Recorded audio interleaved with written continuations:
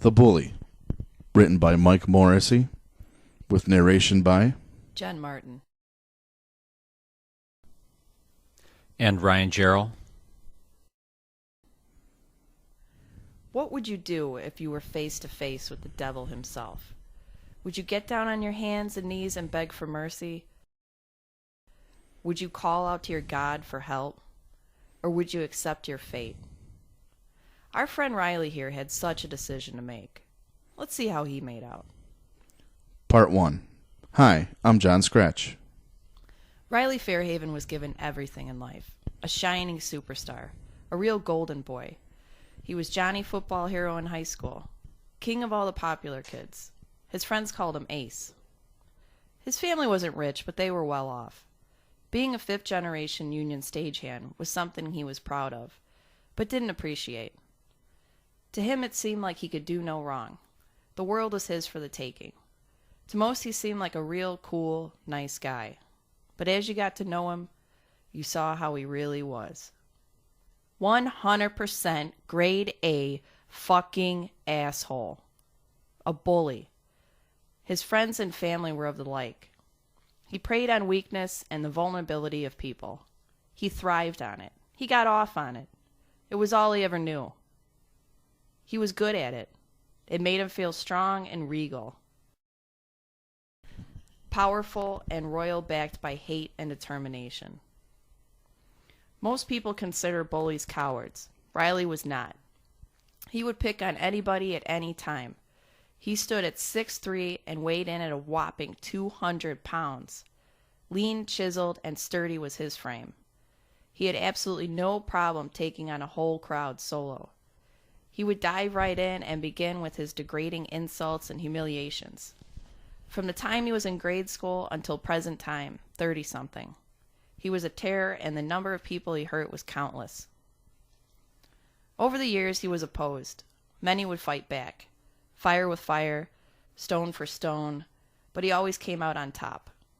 He was always just a little bit better, just a little bit tougher. If you try to defend yourself or stand up for yourself against him, it just fueled his rage even more. Never once did he question himself. He didn't see himself as an asshole. He didn't know what he was doing was wrong. He didn't know that he was an example of pure, true evil. He liked what he did. It was his way of life. Bullying. Fast forward to present day. He managed to lay down a few years with the local. Got his card right away because his father was a board member. Things were good. Trophy wife stayed at home with his daughter and son. Riley was the provider, the hero in his mind. Every now and then, Riley caught an eye of John Scratch on a few jobs. He was a fellow stagehand. Didn't know much about the guy. He was quiet, overweight, smiled if you said hi to him, pleasant, just another guy in the crew. Riley saw a target. A big red fucking bullseye. Just another victim of his wrath. And so the bullying had begun. Now with the union, it's all about whom you know, not so much what you know. Riley did a little research just to make sure he wouldn't get in any trouble if his back fired on him.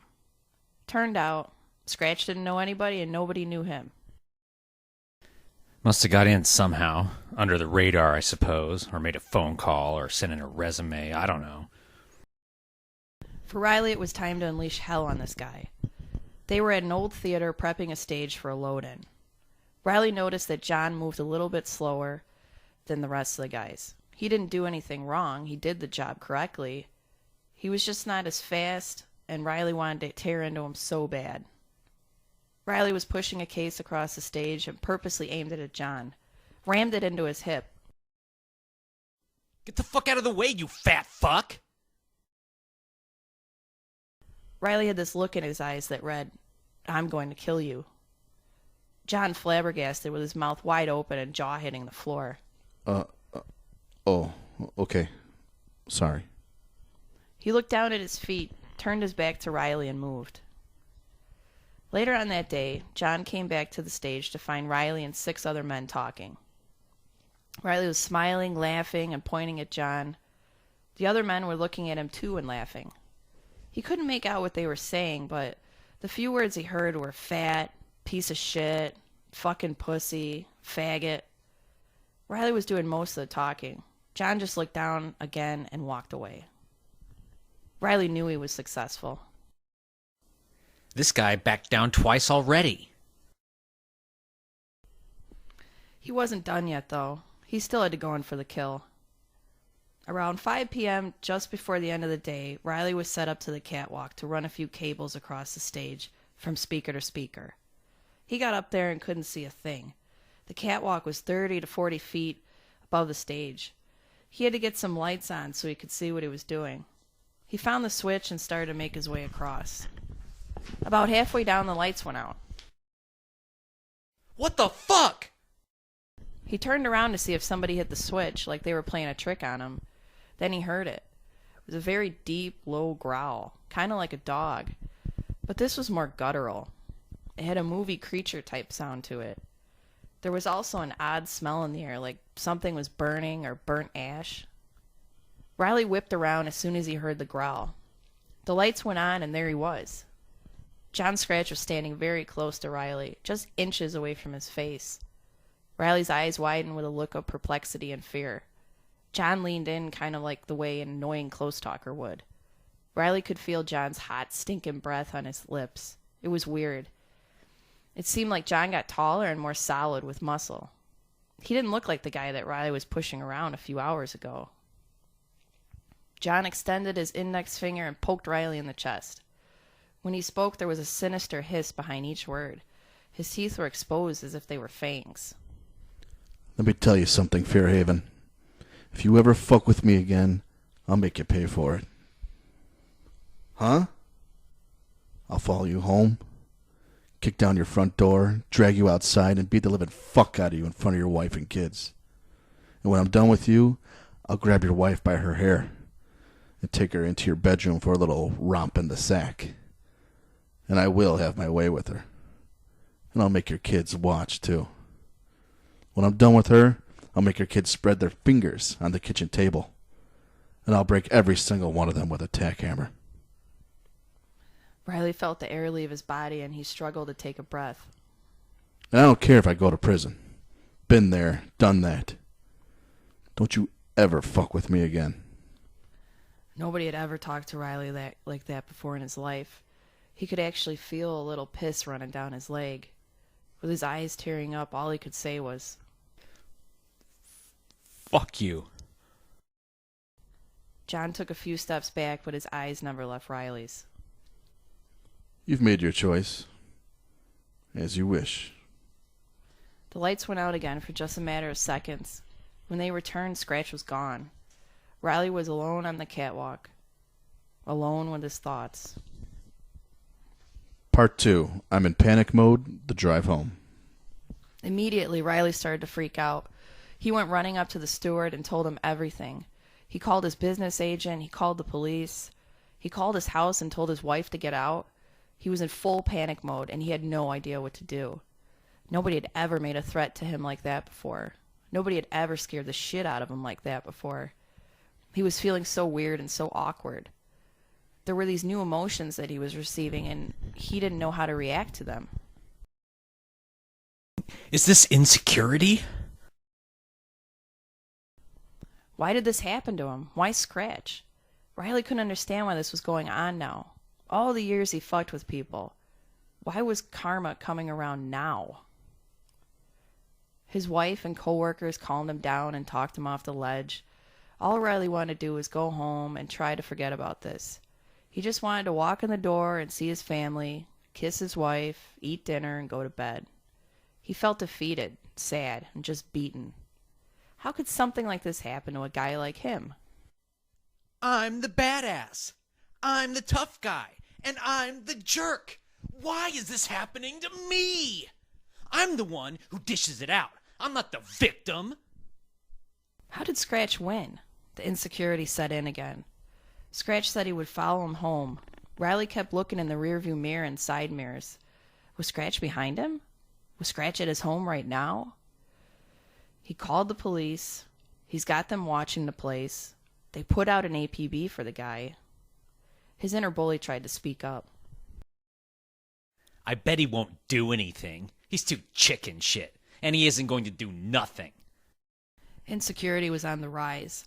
What if Scratch wasn't fooling around? What if he was serious? He didn't know the guy well at all. Who knows what the guy is capable of? Why didn't the police find him yet? It was 6 p.m., and Riley Fairhaven could feel his hair start to turn white. For the first time in his life, he felt fear, and it was soul-crushing. The only thing he loved in life was his family, and because of his foolish actions, he put their lives in jeopardy. He realized at that moment, if something ever does happen to them, it would be his fault. Panic grew as he drove up to the driveway to his house. Before he stepped out of the car, he stopped and looked at his home. It looked different. There were streetlights on his block, but they were out in front of his place. The house looked black, almost burnt or charcoal in color. No lights were on in the house. He thought for sure his family would be in the kitchen or living room. The lights should be on. Then he noticed the front door. It was open just a few inches. He could see the white paint peeling around the handle. The rest of the door was fine. It was like whoever touched the knob last made the paint peel and crack. Riley got out of the car and began walking up to the porch. He smelled the ash again, the same smell when he was confronted by Scratch on the catwalk. Panic hit him again. His eyes teared up. He immediately thought of the worst. His hand shook as he extended his arm to open the door. He walked into a dark, black abyss. Part 3, The Discovery. In the dark, he could barely see the house was turned. He could barely see that the house was turned upside down. Everything was trashed. The furniture was ripped apart. The dishes were shattered, and blood was splattered all over the walls. It was as if a sprinkler sprayed it everywhere. Riley called out to his family, and no one answered. He searched every room, every floor, looked under the beds. It was like a bomb went off in his house, and that smell just lurked around him. It was in his clothes, up his nose, the smell of hell and death. Riley made his way to the kitchen to find a note on the refrigerator. His wife and kids never left notes there. Riley knew Scratch was behind this. He knew he did something to his family. He frantically grabbed the note and began to read. Good evening, Riley. Like what I've done to the place? There was little opposition from your wife when I came through the front door. She thought I was you. Wow, you should have seen the look on their faces. Sorry, I get a little overdramatic and theatrical. The blood was just an extra little touch. Oh, and don't worry, it's not your wife's. It's your kids. Their bones snapped just like chicken wings. So, what do you say we settle this once and for all?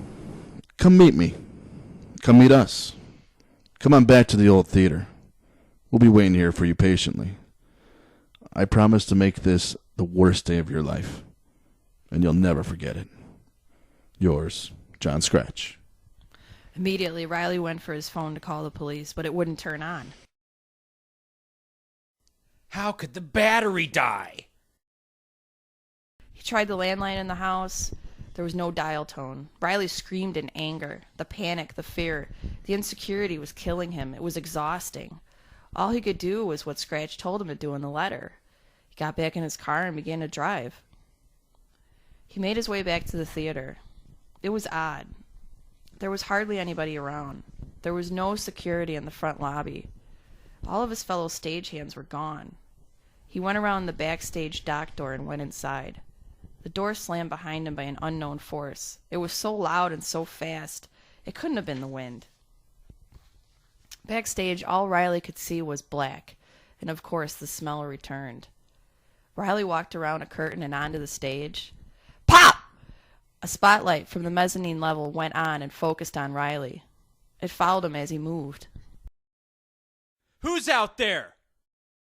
The work lights above the stage came on and Riley could see, far stage right, was John Scratch. Scratch was smiling at him, almost taunting him with his eyes. Riley could literally feel the blood boiling in his veins. Anger grew and he wanted to run over to Scratch and beat him into a bloody pulp, but he couldn't move. He was frozen. Something was holding him back. I'm so glad you've joined us. Where's my family? Well, they'll be joining us soon. First, we need to have a little talk, Riley. You see, I've been hurt. I've been damaged. I've been bullied by you, and now I'm going to make you fucking pay for it. By the time I'm done with you, you will no more be a threat to anyone on this planet. You will never bully again, and you won't even get the feeling to or think about it. I'm going to change things in your life today, and it's going to live with you forever. As a matter of fact, you will relive it every day until death takes you. And I will take you. Scratch winked at Riley. What are you talking about? Who the fuck do you think you are? Oh, come on, Riley. Really? You still don't get it? John Scratch, as in old Scratch? Don't you smell the ash? The trick with the lights, my voice? You really don't get it, do you? Okay, well then let me spell it out for you. I am pain and suffering and misery eternal and evermore. I am hell infinity. I go by many names. Most importantly, I am your death. I'm Satan. Riley closed his eyes and wept. He began to pray the Lord's Prayer. What do you think you're doing? Don't you know that shit won't work? God ain't gonna fucking help you. He sent me to take care of you. Surprise, surprise, I'm on the job. I hate the prick, but I still gotta fucking work for him. He kicked me out of heaven and banished me to the hell he created, but I still gotta work for him. How do you like that? You see, when one of you worthless piece of shit mortals fucks up, God enlists me to punish you. He is a vengeful motherfucker. When he wants someone gone, he calls me, and I get the job done. But in your case, Riley, we're going to do things a little differently. You're going to live. Congratulations, you're going to fucking live. You survived, man. But your family will die. And before they go, they will know pain like they have never experienced before. Riley again tried to move. He wanted to kill Scratch or whoever he was, but he couldn't even make a twitch. Please, don't hurt them. Don't make them pay for what I have done. I'm so sorry. I apologize. Please, take me. Please, spare their lives. Please, please, please, shut up. How many times did your victims say please to you when you constantly picked on them and insulted them and humiliated them? God has a plan, and your family will pay for all of your sins with blood and fire. Riley, sobbing and pleading, cried a little whimper. No. Scratch snapped his fingers and something began to lower itself onto the stage from up above the grid. It was a cage made of iron and steel. Inside was Riley's wife, holding onto the bars. Her naked body glowed in the light shining down from the first balcony. She was cut deeply all over her body. It looked as if she was slashed by animals' claws. She reached out for Riley, but he knew he couldn't touch her. This unknown force held him so tight he could barely breathe. Here we go. Are you ready, Riley? Burn, baby, burn! Scratch turned to look at Riley's wife with a sinister smile on his face. He raised his fist and snapped his fingers. In an instant, Riley's wife burst into flames. You could smell and hear her flesh and her hair burn. She screamed and moaned. It was as if another case of spontaneous combustion. Riley screamed and cried as he watched his wife burn. He wanted to die too. This was so crushing and heartbreaking. This was the worst emotional pain he ever knew. All he could do was watch. Scratch hooted and hollered and danced all over the stage. It was a joyous celebration to him. A few minutes went by and the flames died down to the point of just smoky ash. Hey, are you hungry? You haven't had your dinner yet, right? How about a sandwich? I want a sandwich. I want a little kid sandwich. Scratch snapped his fingers again. Riley's son and daughter were tied up and pushed on a cart across the stage. They were bleeding from cuts and slashes just like their mother. Their little arms hung so low from being broken and pulled out of the socket. They cried. They wept. They just kept looking into their father's eyes. Riley knew what was going to happen next. God damn you, Scratch! Please, don't kill my children! Please, I beg you, don't! Scratch walked over to Riley. God damn me? God did damn me. This is what I do. This is who I am. You were warned, Riley. You were warned all your life, and did you heed God's advice? Did you follow Scripture? No. And that's why you are here, and that's why this is happening to you. Now let's eat. Scratch snapped his fingers for the last time, and Riley's kids started to smush into each other. Their little bodies crumbled and morphed into bloody goo on the cart. It was as if they were an invisible grinder, being squeezed to death. Riley could hear their bones snap and their little guts hit the floor. Just like a magician, Scratch pulled some plates and some bread out from behind his back. He scooped up some bile, some viscera, and spread it on 2 pieces of bread. Here you go. Order up. Dig in. He brought the plate over to Riley. On the plate lay a sandwich with his children's insides in the middle. He grabbed Riley by the throat and forced him to open his mouth. He rammed and stuffed the sandwich down. He made him chew and swallow. Riley puked and regurgitated as much as he could. Scratch looked down in amazement and then looked back up into Riley's eyes. He shrugged his shoulders and then bent down to pick up the vomit. He made Riley eat that too. He then walked over to make a sandwich for himself. That's finger licking good, wouldn't you say, Riley? Riley was let go by the invisible force and dropped to his knees. He just watched his family get murdered by the devil. Scratch walked over to Riley and stood above him. So, are you going to bully again? Riley looked up and just shook his head slowly and said, No. Very well. I bid you adieu. Don't forget, you're an asshole and you brought this on yourself. Stay out of trouble, dickhead. Scratch walked to downstage center. The spotlight moved on him and he bowed graciously. There was a roar of invisible applause and cheers.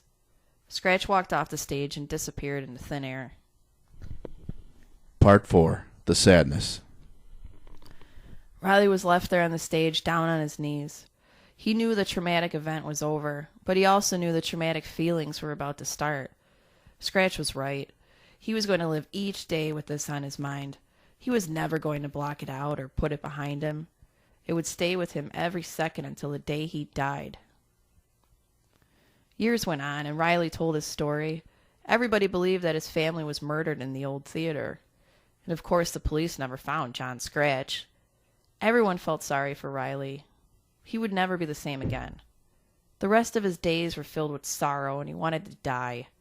He couldn't commit suicide even if he tried. He was unable to. Something always stopped him.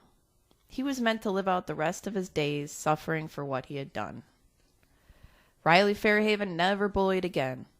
And you better not do it either. Otherwise, John Scratch might pay you a visit and destroy and annihilate your fucking life.